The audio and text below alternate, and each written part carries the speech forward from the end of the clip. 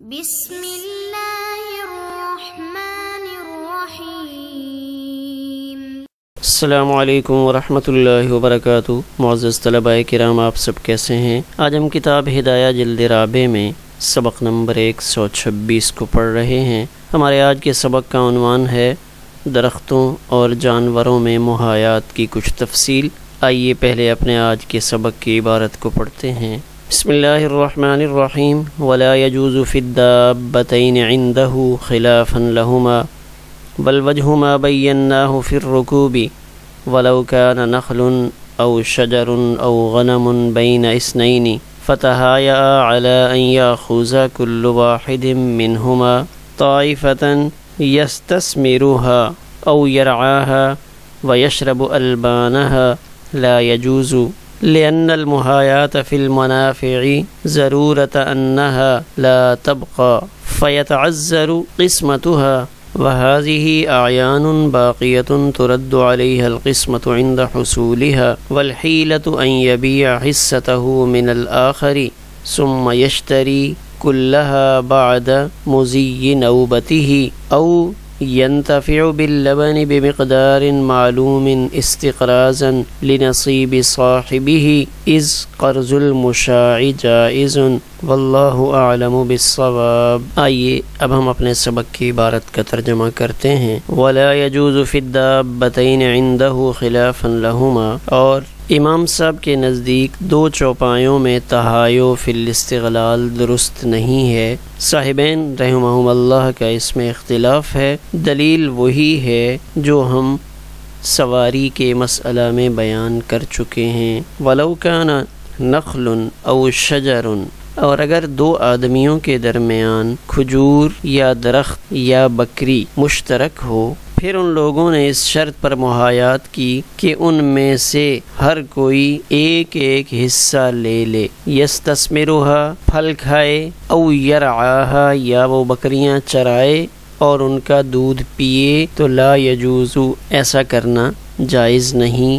کیوں؟ اس لیے کہ منافع میں عدم بقا کی ضرورت کے پیش نظر محایات کی اجازت دی گئی ہے، فیتعذر قسمتها، لہذا ان کی تقسیم متعذر ہے۔ وہذہ اعیان باقیۃ، اور یہ چیزیں باقی رہنے والے اعیان کی قبیل سے ہیں کہ جن کے حصول کے وقت پر ان کی تقسیم کی جائے گی۔ والحیلۃ، اور جواز کا حیلہ یہ ہے کہ وہ دوسرے شریک کو اپنا حصہ بیچ دے، پھر اس کی باری گزرنے کے بعد اس تمام کو خرید لے، یا معلوم مقدار میں دودھ سے نفع اٹھاتا رہے، اپنے ساتھی کے حصہ سے قرض لینے کے طور پر، استقراضاً لنصیب صاحبہ، اپنے ساتھی کے حصہ سے قرض لینے کے طور پہ، اس لیے کہ مشترک چیز کا قرض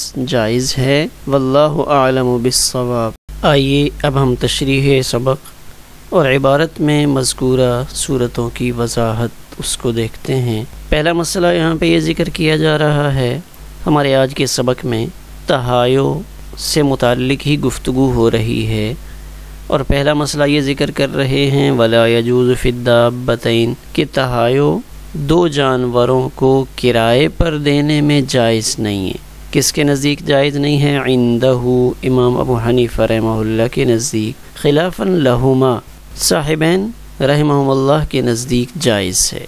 امام صاحب عدم جواز کے قائل ہیں۔ والوجہ ما بیناہ فی الرکوب، اور اس کی دلیل وہی ہے جس کو ہم نے سواری کے مسئلہ میں بیان کر دیا ہے۔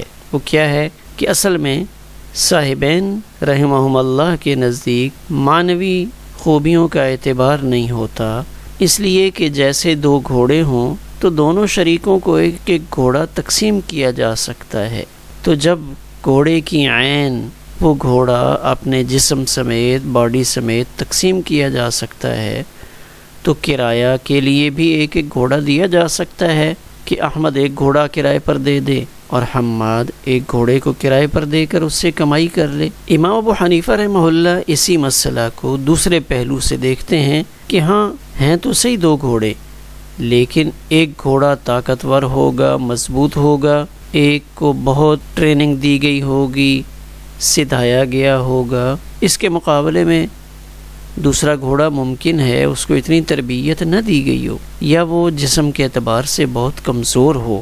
تو ایک گھوڑا جو مضبوط ہے، طاقتور ہے، تو اس کا مالک یعنی اس کو کرائے پر چلانے والا تو زیادہ کرایہ وصول کرے گا، اور جس کے حصے میں کمزور والا گھوڑا آ رہا ہے تو اس کو کم کرایہ ملے گا۔ تو اگر اس پہلو کو دیکھا جائے تو پھر دونوں کے کرائے میں برابری نہیں ہوگی، اس لیے دو گھوڑوں کو کرایہ کے لیے تقسیم کرنا جائز نہیں ہے، اور اس میں بہتر صورت یہی ہے کہ ان دونوں گھوڑوں کو مشترکہ طور پر کرائے پر چلا دیا جائے، اور ان دونوں کے کرائے پر چلنے سے جو آمدنی ہو، مثلا جو طاقتور گھوڑا ہے اس کا ایک دن کا کرایہ 200 روپیہ ہے، جو کمزور گھوڑا ہے اس کو جب کرائے پر دیتے ہیں تو اس سے آمدن 100 روپیہ ہوتی ہے، تو اب دونوں کی آمدن ملا کر 300 روپیہ ہوئی۔ تو امام صاحب یہ فرماتے ہیں کہ یہ آمدن آدھی آدھی کر کے تقسیم کر لی جائے تاکہ کسی کے حصہ میں کمی نہ ہو۔ امام ابو حنیفہ رحمہ اللہ اصل میں بہت احتیاط سے کام لیتے ہیں کہ اگر تھوڑا سا بھی فرق ہو تو اس کو ناجائز قرار دیتے۔ حضرات صاحبین رحمہم اللہ عام مروج حالات کو دیکھ کر فیصلہ کرتے ہیں کہ چاہے تھوڑا سا فرق ہو بھی جائے تو اس کو برداشت کر لیا جائے، گوارا کیا جائے، اور لوگوں کو چھوٹ دی جائے، جواز کی گنجائش پیدا کی جائے۔ وَلَوْ كَانَ نَخْلٌ، یہاں سے دوسرا مسئلہ شروع کر رہے ہیں، اور یہاں اس دوسرے مسئلہ میں 3 چیزیں ذکر کی ہیں کہ اب وہ مکان کی صورت سے یا گھوڑے کی صورت سے آگے بڑھ رہے ہیں، یعنی تھوڑا سا نیچے آ رہے ہیں۔ وَلَوْ كَانَ نَخْلٌ کہ مشترکہ چیزوں میں اگر کھجور کے درخت ہیں، او شجرن یا ویسے سایہ دار درخت ہیں، او غنم یا بکریاں ہیں، بین اثنین 2 افراد کے درمیان، فتح یا دونوں نے اس طرح کر کے باری لگائی اس شرط پہ علی ان یاخذ کل واحد منہما طائفۃ یستثمرها کہ ان میں سے ہر ایک ایک حصہ لے لے اور اس سے پھل حاصل کرے۔ 2 درخت ہیں تو ایک درخت احمد لے لے اور ایک درخت حماد لے لے، وہ دونوں درخت کو پانی دیتے رہیں، اس کی دیکھ بھال کریں، جو پھل حاصل ہو وہ پھل اس سے نفع اٹھائیں۔ احمد اپنے درخت کے پھل کھائے، حماد اپنے درخت کے پھل کھا لے، یستثمرها کہ وہ اس کے پھل کھاتے رہیں۔ او یرعاها دوسری صورت کہ اگر وہ بکریاں ہیں تو پہلی صورت میں نخل اور شجر دونوں آ گئے ہیں، سایہ دار درخت ہیں تو ان کے سائے سے گرمیوں میں منفعت حاصل کی جاتی ہے۔ او یرعاها سے دوسری صورت غنم بکریاں تھیں، ان کا تذکرہ کر رہے ہیں کہ مثلا 10 بکریاں ہیں، 5 بکریاں احمد اور حماد کے درمیان تقسیم کر دی جائیں، تو پھر تقسیم کے بعد یرعاها ان میں سے ہر ایک اس بکری کو چرائے، تو اپنی اپنی 5 بکریاں ان کو چرائیں، وَيَشْرَبَ الْبَانَهَا اور ان کے دودھ کو استعمال کریں۔ اگر اس انداز میں تہایو کیا، باری مقرر کی، تو لا یجوز یہ جائز نہیں ہے کہ گھر کو تہایو پر دیا جا سکتا تھا تو یہاں کیوں جائز نہیں؟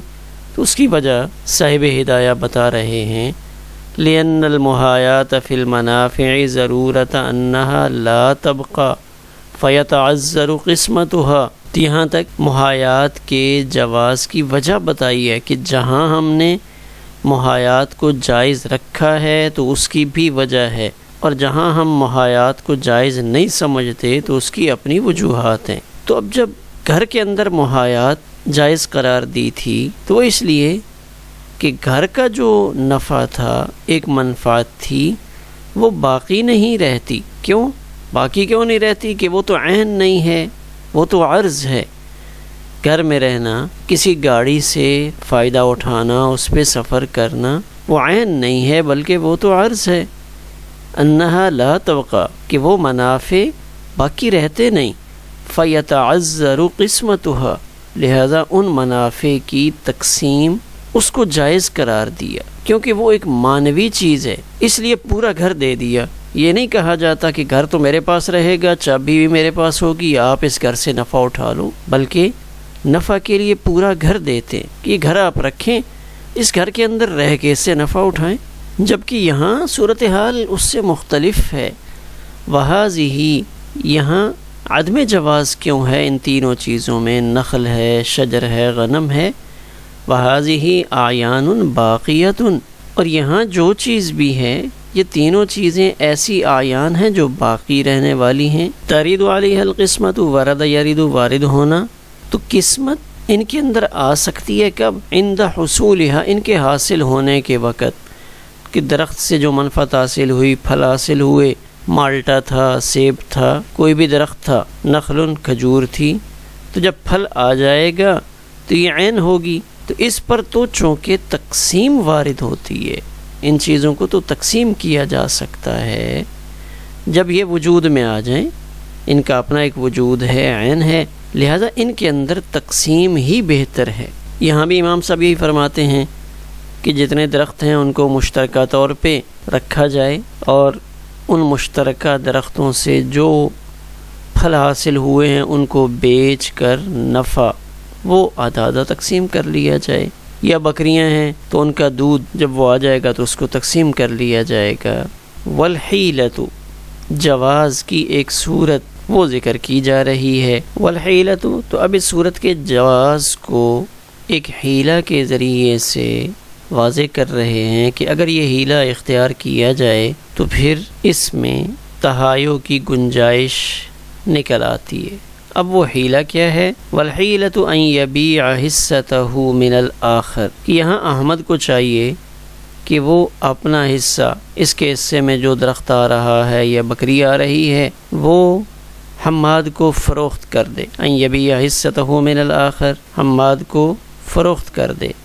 جب فروخت کر دیا تو اب وہ دونوں درخت، وہ 10 کی 10 بکریاں وہ حماد کی ہو گئیں، اور حماد کے لیے ان سے نفع اٹھانا جائز ہو گیا۔ پھر جب اس کی باری ختم ہونے کا موقع آ جائے، ثم یشتری کلھا بعد مضی نوبتہ، تو اب احمد تمام درختوں کو اور بکریوں کو خرید لے، اور خریدنے کے بعد اس سے نفع اٹھائے۔ یعنی احمد اپنے درختوں کا پھل 1 ہفتے کے لیے حماد کو بیچ ڈالے، ثم یشتری کلھا، پھر وہ سارے درخت 1 ہفتے کے بعد خود خرید لے، یعنی 1 ہفتے کے لیے بیچے، پھر 1 ہفتے کے بعد وہ سارے درخت خود خرید لے۔ ایک صورت یعنی ایک حیلہ تو یہ ہے۔ دوسرا حیلہ او ینتفع باللبن بمقدار معلوم استقراضا لنصیب صاحبہ، کہ یا احمد اپنی باری میں دونوں بکریوں کے دودھ سے نفع اٹھائے، یعنی جب احمد کا مہینہ چل رہا ہو یا احمد کا ہفتہ چل رہا ہو تو اس ہفتے میں تو حماد والی بکریاں بھی ادھر ہوں، تو یہ ان 10 کی 10 بکریوں سے نفع اٹھاتا رہے بمقدار معلوم، لیکن وہ مقدار معلوم ہو۔ تب مقدار کا معلوم ہونا کیل یا وزن کے اعتبار سے ہو سکتا ہے۔ اب یہ دودھ سے نفع اٹھانے میں بظاہر تو مدت بھی درست معلوم ہوتی ہے کہ 1 مہینہ 1 نفع اٹھاتا رہے دونوں بکریوں کے دودھ سے بطور قرض کے، گویا کہ احمد اگر یہ حماد کی بکری سے نفع اٹھا رہا ہے تو گویا کہ اس نے اس سے قرض طلب کیا ہے۔ تو اب اس میں مزید برابری کی شکل بن جائے تو اس کے لیے انہوں نے کہا کیلن او وزنن، مثلا احمد نے حماد کی بکری سے 1 مہینہ میں جو دودھ استعمال کیا وہ 30 لیٹر تھا، تو اب اس میں مزید وضاحت ہو گئی کہ اس احمد نے حماد کی بکری سے جتنا دودھ استعمال کیا ہے وہ دودھ 1 مہینے میں 30 لیٹر بنتا ہے۔ تو اب جب حماد کی باری آئے گی اور احمد اپنی بکری اس کو دے دے گا تو وہ بھی احمد کی بکری سے نفع اٹھائے گا۔ تو اب جب وہ احمد کی بکری سے نفع اٹھائے تو اسے چاہیے کہ وہ بھی اس دودھ کی پیمائش کرے۔ تو جب قرض کے طور پہ احمد نے حماد کی بکری سے 1 مہینے میں 30 لیٹر دودھ حاصل کیا تھا، تو اب درست اور صحیح برابری تو یہی ہے کہ یہاں حماد بھی احمد کی بکری سے 30 لیٹر دودھ ہی استعمال کرے اور اتنی مقدار میں ہی نفع اٹھائے۔ تو یہ دودھ سے متعلق دوسرا حیلہ بیان کیا، اور آخر میں اس قرض المشاع جائز، اس لیے کہ مشاع چیز کا قرض وہ جائز ہوتا ہے۔ تو یہ ینتفع باللبن کی علت بیان کر رہے ہیں استقراض کے، آیا قرض دینا، یہ جو نے لفظ بولا استقراضاً، قرض کے طور پہ، تو کیا ایک مشاع چیز کو قرض کے طور پہ دینا جائز ہے؟ تو اس سے متعلق مبسوط کے اندر ایک مسئلہ اس طرح ذکر کیا گیا کہ دو آدمیوں نے اپنے درمیان بکریوں میں اس طرح کر کے باریاں مقرر کیں کہ آدھی بکریاں مثلاً 10 میں سے 5 بکریاں احمد کے پاس ہوں گی، 5 بکریاں حماد کے پاس ہوں گی۔ تو اب ان میں سے ہر ایک ان بکریوں کو چارہ بھی کھلائے، ان کی خدمت کرے اور ان کے دودھ کو استعمال کرے۔ تو ایسا کرنا جائز نہیں ہے اگر یہ تہایو تھا، اس لیے کہ لبن ان دونوں کے درمیان ہوگا، یعنی جو دودھ ہے اس دودھ میں دونوں کا حصہ ہوگا۔ اسی طرح جو چارہ ہے وہ بھی ان دونوں کے ذمہ ہوگا۔ 500 کا چارہ خرید کر ان 10 بکریوں کو کھلایا گیا ہے، تو اس 500 میں سے 250 احمد کے ذمہ ہوگا اور 250 حماد کے ذمہ ہوگا۔ تو اب گویا کہ یہ سمجھ لیا جائے گا کہ ان میں سے ہر ایک اس نصف دودھ کو خریدنے والا ہے۔ مثلا ایک مہینے میں 30 لیٹر دودھ ہے، تو ان میں سے ہر ایک نے 15 لیٹر دودھ خریدا ہے اس نصف چارے کی قیمت کے بدلے میں، جو چارے کی قیمت اس نے ادا کی ہے۔ تو اب ہوتا کیا ہے کہ دودھ بڑھتا اور کم ہوتا رہتا ہے، اسی طرح چارے کی قیمت بڑھتی اور کم ہوتی رہتی ہے، لہٰذا اس کو جائز نہیں ہونا چاہیے۔ یعنی مبسوط میں اس صورت کو عدم جواز کے ساتھ جوڑا گیا۔ آئیے آخر میں ایک نظر اپنے سبق کے خلاصے پر ڈالتے ہیں۔ تمہارے آج کے سبق میں اہم نکات یہ تھے۔ پہلا یہ تھا کہ جو محایات ہے وہ اصل میں منافع کے اندر ہوتی ہے، اور منافع کے اندر بھی ضرورت کی بنا پر ہے۔ وہ ضرورت کیا ہوتی ہے کہ وہ جو منافع ہوتے ہیں وہ آراز ہونے کی وجہ سے باقی نہیں رہ سکتے، ان کی تقسیم متعذر ہے، اور جہاں ان کی آمد آیان میں سے ہو تو پھر وہاں تو تقسیم ہو سکتی ہے۔ تو یہ تینوں چیزیں، کھجور، درخت اور بکرے یا بکریاں، ان کے اندر محایات نہیں ہونی چاہیے۔ یہاں تو اصل میں تقسیم ہو سکتی ہے، یہاں تو عین پائی جا رہی ہے۔ تو جب محایات کا تعلق منافع سے ہے تو یہاں محایات فی المنافع کی صورت درست نہیں بنے گی۔ اب یہاں اگر ان کو کوئی درست بنانا چاہتا ہے تو اس کے لیے ہیلہ تحریر کیا گیا ہے۔